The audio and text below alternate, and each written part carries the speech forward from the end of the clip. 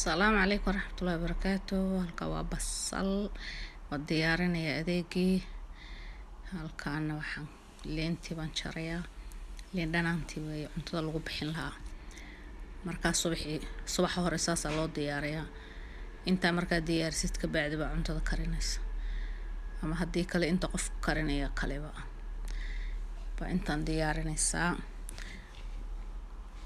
waa muhiim intaani marka kaas waa dhameeyay kana waa salarkii oo isna diyaariyay kulli saas oo diyaariyay kana waa digaagii oo isna soo diyaariyay hawshu isla socotaa hadana beerkii baan jarayaa beerka waa ina aad u khafiifisid waa ina asaga dhanba saaftid oo dhuudhuub u jirtid marka hore jar saa u saaf gabigiisaba saaf marka khafiif ka dhigtid كبعد بقى جوجينيسا مركور وين صافي أدو خفيفسد مركز صاص أو صافيسا كيف يسوي مركز صاف طبعا وجوجينيسا صاو تشريسا لو كيف يسوي أنا لو بتا هديك لو حنقنا يا حقا ووينانية مركز صافتد جوجو سو جوجو تشك كسي سقدام با marka isaga dhamaysid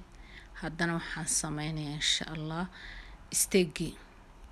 steak maanta waa akii digaaga waa shafka beerka waa dhameeyay weelkiisan ku shubaa kan digaagiina shafki weeye asaga xataa sasalo waa in isaga xataa la khafiifiyo oo marka hore saas loo saaf markaas u saaftid gabigiisaba لو يا أما جيلي هو على الطمية لكن دقاق الطميس أم باهنا وكا هذا السلام عليكم ورحمة الله وبركاته.